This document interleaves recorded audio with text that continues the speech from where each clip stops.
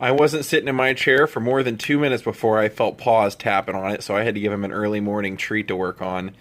Get him out of my hair. Yep, you. Had to get you out of my hair. Good morning, Daze with Jordan the Lion. You know me, I'm Jordan. We're coming to you live from Hollywood, and there's my buddy Jaw. Always everybody's favorite. Man, I was surfing around the internet last night, and I found, at least 20 to 30 new places. Places that I kind of assumed were around here, but I never bothered to look up, and I found them all in one place, and made a note of all of them, so we definitely aren't going to be running out of things to do for a while. So if you are loving the vlog, if you like what I do, it doesn't look like it's going to be stopping anytime soon unless 2016 not bumps me off like it has everybody else.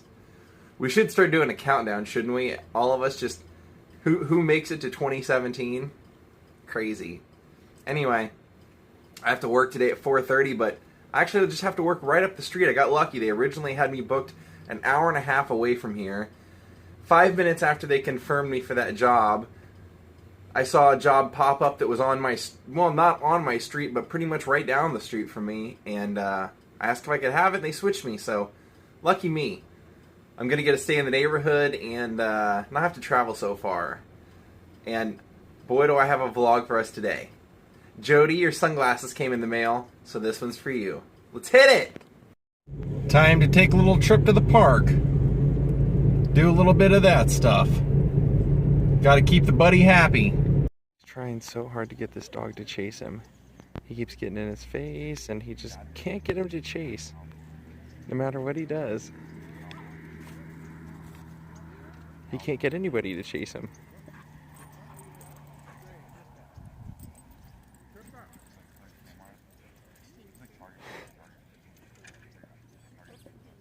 Well, you might have noticed I'm wearing a different pair of sunglasses today.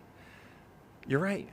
They're not green. They're yellow. The reason I'm wearing them is because today we're doing a vlog specifically requested by my Patreon. As you guys know, on my Patreon I have rewards, and one of the rewards is I'll do an entire day's worth of vlogs wearing these sunglasses and give you the sunglasses.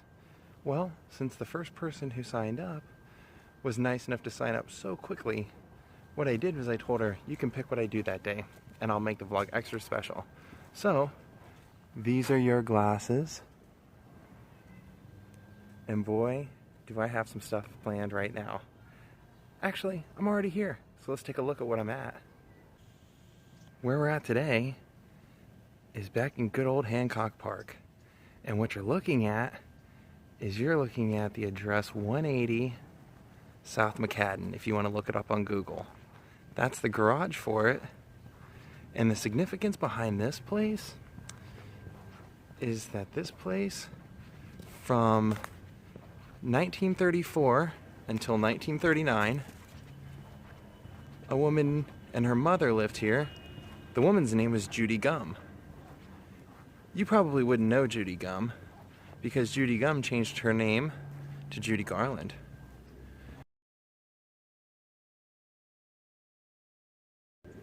Well, that would have been when she made the ever famous Wizard of Oz with Victor Fleming. That's right. At the time that she lived here, she literally would have been Dorothy Gale. She ended up living here until, well, we know that Wizard of Oz was released in 1939. She actually had a big mansion being built in Stone Canyon here in Los Angeles, kind of on the west side. And in 1939, her and her mother actually ended up moving out of here and moved into there. But this is the house that every night after filming, Dorothy Gale would have came home to. And it even has a little bit of kind of a Wizard of Oz feel to it, doesn't it? Just think of her at some point probably walking down these stairs right off here, and that's probably, it wouldn't surprise me if that's where the studio car picked her up every day. Now I don't know, because I wasn't born and I've never seen it mentioned, But it just makes sense to me that if you see a little pathway like that leading up to the front of the house, she probably was picked up and chauffeured to and from work every day by the studio, and I would guess it was probably right up and down these stairs. But this is not actually even what we came to vlog today. This was just a happy accident that Dorothy Gill happened to live there. Because what we actually came to see today is the Whatever Happened to Baby Jane house, which is literally right around the corner. And I love this movie. Boom. Because I grew up loving horror movies. Not this kind of horror movie, but as I grew older and then I started reading books about old celebrities, this was mentioned in particular because Joan Crawford and Bette Davis, their careers were on the decline, and this actually saved their career. This was the iconic house. And you can tell right there, look at the gates. Those are the same gates.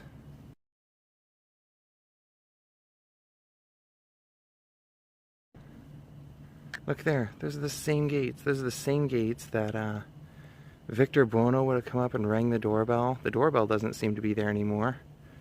It would have been like right here on this side, but it looks like now it's over here. But if you've never seen Baby Jane, Whatever Happened to Baby Jane, and that's not the same. It's the same driveway actually, because you can see those bricks in the shot, but it's not the same gate. You'll remember that the gate had some curves in it and it wasn't flat on top.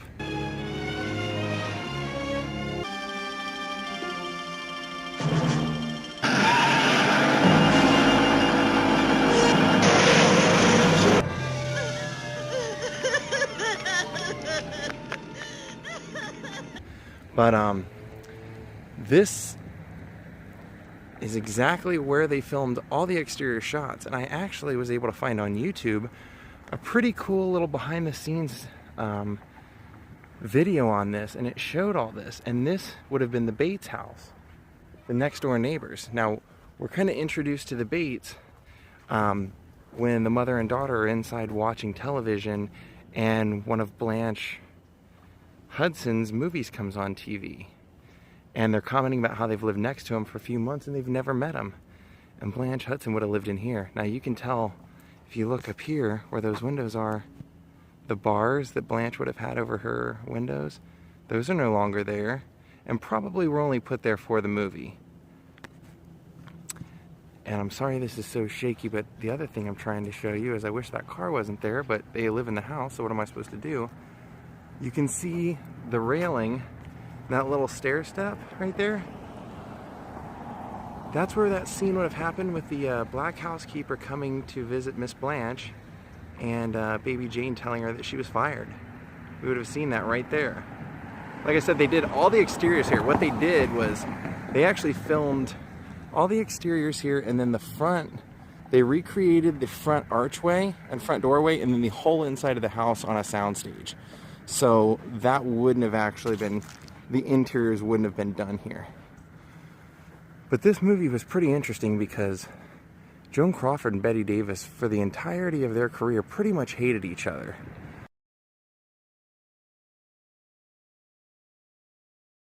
Bette Davis just had no respect for Joan Crawford as an actress, really. And Joan Crawford had tried to befriend her at different times, and it just didn't work out to Joan Crawford's satisfaction. She would invite her for drinks, and then Bette Davis would show up with like a boyfriend and then say, "Sorry, I had to bring my beau," and Joan Crawford would say, "If I wanted your beau here, I would have invited him instead of you." Just stuff like that. But they agreed to do this movie, and Bette Davis was actually nominated for an Academy Award for this. And this just pissed Joan Crawford off to no end. So much so that she actually went out and lobbied all the actresses that were nominated for an Academy Award that year to let her, to not show up to the awards and let Joan Crawford accept it on their behalf.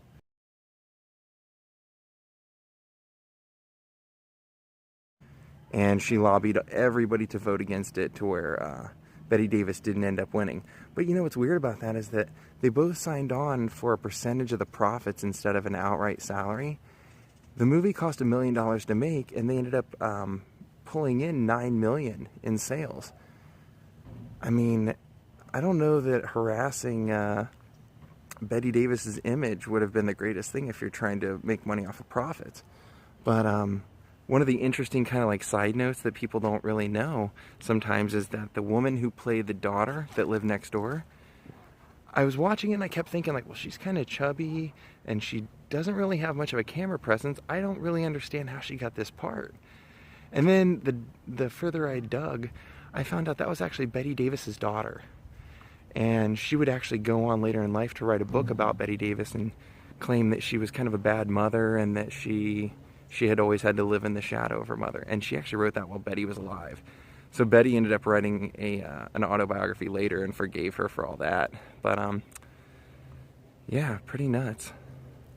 Now I kind of speculate that the reason that Joan Crawford was so infuriated by Bette Davis getting nominated was not only they both put on a great performance, but Joan Crawford actually found this story. She had read the book, loved the book, and then sent it to Robert Aldridge and said that she wanted to be in this and that she wanted Bette Davis to be in this as well. And actually, after this movie was done and Joan Crawford had lobbied against her, they were cast in another movie, Hush Hush Sweet Charlotte, also by Robert Aldridge. And Joan Crawford was eventually replaced because Bette Davis refused to be in any scenes with her, wanted all of her scenes cut down, Joan Crawford's scenes cut down. And this just got to the point where Joan Crawford just started calling in sick and just saying that she couldn't make it or whatever, and then they ended up replacing her.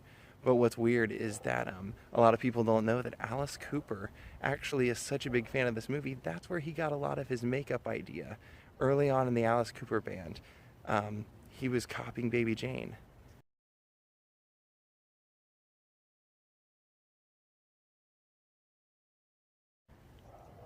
It's so great. Whoever lives here obviously must be a fan of this movie because they've kept everything pretty similar. Both houses are extremely similar to the way they were in the movie. And other than the gate, which was probably a prop gate anyway, it's so amazing this still exists. Literally, this house started a genre. This started a genre becoming known as hagcore, where it was just really intense, thriller, drama-based, all based around women. And Shelley Winters was actually in some of those. But to me, when I watched this movie, I was kind of always spellbound because when I read the book that I've read about Joan Crawford, she always came off as kind of a mean person or a, you know, just somebody that was really impossible to get along with and deal with unless you played by their rules. And to see her playing the nice sister in this movie and Bette Davis to play the bad sister, the evil sister, was kind of surprising to me. But I guess they were both kind of known for having that personality. Both of their daughters wrote books. I mean, I think we all know about Joan Crawford's Mommy Dearest was written about her by her stepdaughter. And yeah, it's just one of those things. They had a lot of great chemistry on camera, but they said they never fought on set. It was just always extremely icy between the two of them. And if you've never seen whatever happened to Baby Jane, definitely go out and watch it. It's a really great movie, a really well-made movie, and like I said, it started an entire genre. Now, the reason that I kind of knew, even before I watched that little documentary short, that the movie was filmed on a soundstage is because, well, for one, when they show kind of exterior shots out the windows from inside, you don't see these houses out there, which made me think, well, maybe the houses weren't here. And then when I watched that little behind-the-scenes documentary thing, I think it was only 6 minutes long, so you can probably find it if you look, and if I remember, I'll link it to this. While they're filming it, you see them with the camera set up right here on the sidewalk. You see cameras set up on the front door. There used to be, you see behind that bush where Victor Buono's walking in. You see all that stuff, and you also see these houses across the street. And I think that pretty much will wrap it up on the whatever happened to Baby Jane house. I know I'm probably forgetting some of the stuff that I was going to tell you, but let's just take in the beauty of this house and that gate and that memorable scene that happens right there where Baby Jane Hudson, as a grown woman in Blanche's car, guns it on the gas and smashes her into the fence. The start of a genre.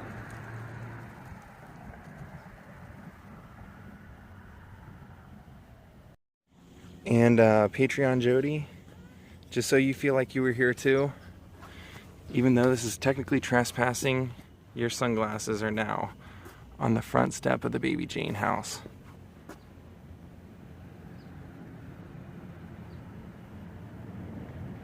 I totally misspoke. Joan Crawford's daughter wasn't a stepdaughter. That just flew out while I was talking. It was her adopted daughter. That's what I meant. Adopted daughter. Doink. All right. Well, we're back in my neighborhood, and I'm hungry. I need to go squeeze some juice because I have none. Finished it all for breakfast, and then went out to the park. Went out and did our vlog, and now I'm gonna have to pay the piper, which is do the work, drink the room temperature juice until it gets in the fridge and gets cold, and then I'll go to work. I have to have something before, because usually in catering jobs, well, it's not going to be a real treat to begin with because I broke my thumb, so that makes holding things a little bit harder. And I usually walk a lot and burn a lot of calories, and that's not ideal for the juice cleanse. But I think if I load up on juice before I go, I should be fine.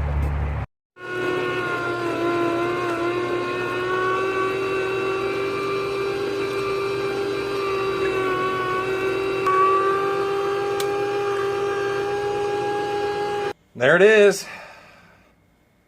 Filled to the mouth. Green goodness.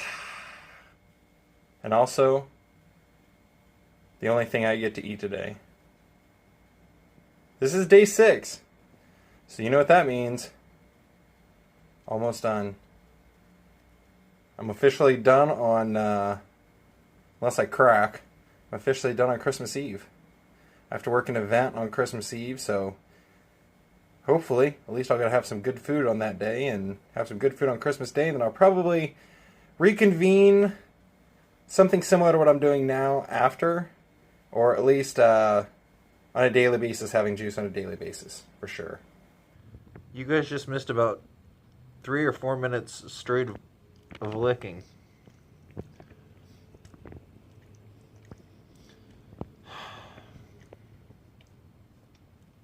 Does anybody else have this problem with their dog?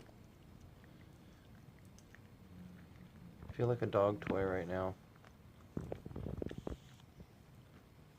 Well, that's it. I gotta go to work, guys. I know there's some pretty cool houses over in the neighborhood I'm gonna be working that decorate really fancy for Christmas. So if I can possibly get that on the vlog, I'll add it in. If not, this is where we say goodbye from Hollywood, California. Have a great night, guys, and if you're on the juice, be strong. Well, this is where I'm working tonight. Can you see all that?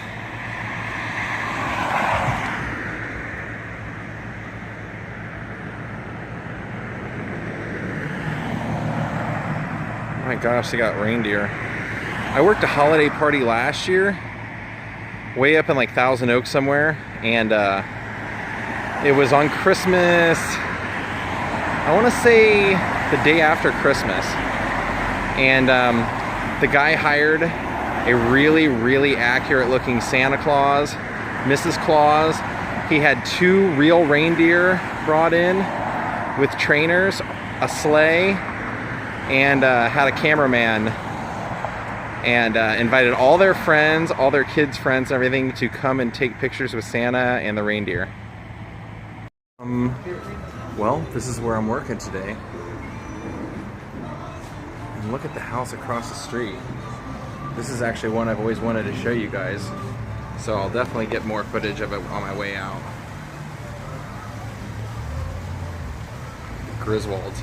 Now these people also, on their tennis court, they have a skating rink tonight. and they hired professional skaters to do a routine. So this ought to be something.